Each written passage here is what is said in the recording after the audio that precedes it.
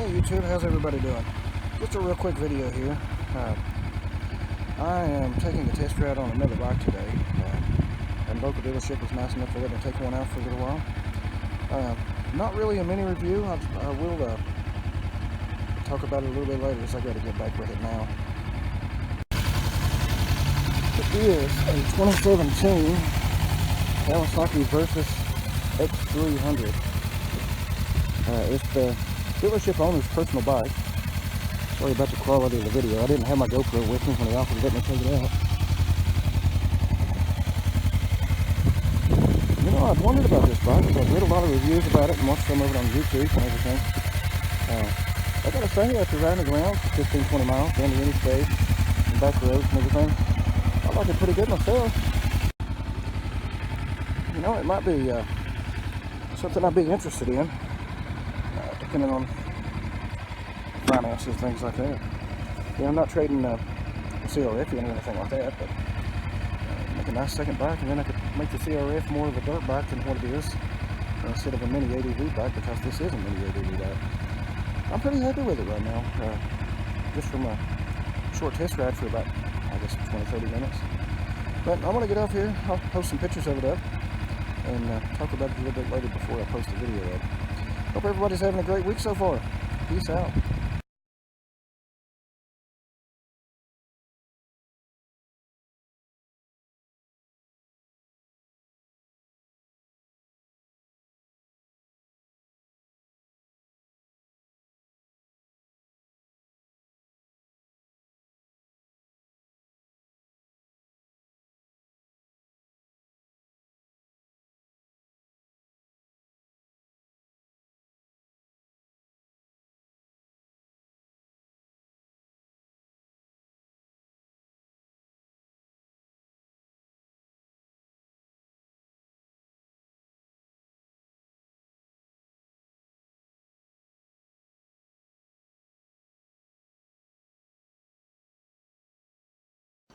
Well, I'm back.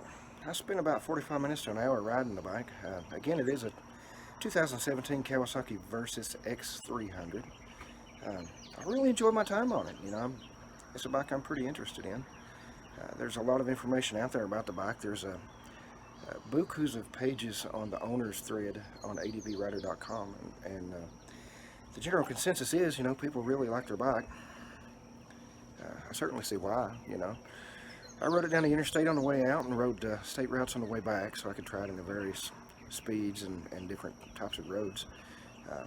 It was a pleasant ride on all. You know, I ran it up to 75, 80 mile an hour on the interstate for about 10-15 miles, you know, and it done fine.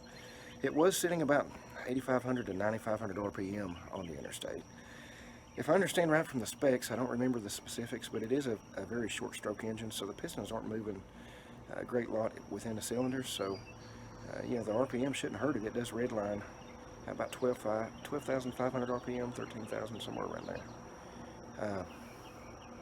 I have read on that forum that people had put a bigger countershaft sprocket on it, you know, which would certainly help with the revs at higher RPM down the interstate. I don't think it would be anybody's first choice as far as doing a four corners tour of the United States, you know, a 300cc. I would certainly take that trip on it, though. You know, I like small bore motorcycles. It was stable on the interstate. It didn't feel twitchy like my CRF does at higher speeds. It didn't feel like it was under any kind of a strain. And you know, the wind and gusts from passing trucks are being passed. It didn't seem to phase it. You know, it's just a different style bike than the dual sport. It is a little heavier. It's not an excessive amount. I think it's like 50-60 pounds heavier than my CRF. But it makes all the difference at speed. You know, it really does. It's definitely on my short list. I would like to get out and check out a Royal Enfield. I don't know whether to say Himalayan or Himalayan. I've heard both.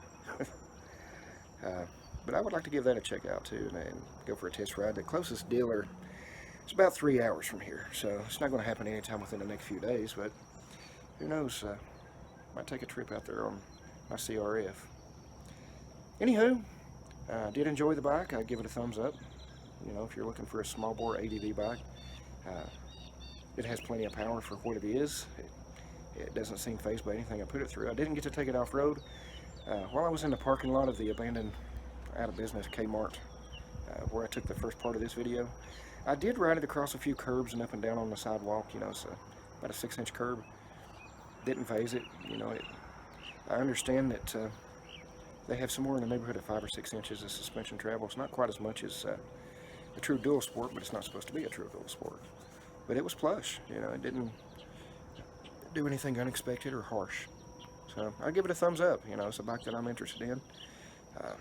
I could see myself buying one within the next year, you know, if I go this route. I have a few other bikes I'd like to look at between now and then, though, but this is definitely on my short list. But, as always, I appreciate your support, and if you like this video, give it a like. If you're new here, give us a subscribe. Your support is greatly appreciated. Hope everyone has a great weekend when it gets here. We'll see you in the next video. Peace out.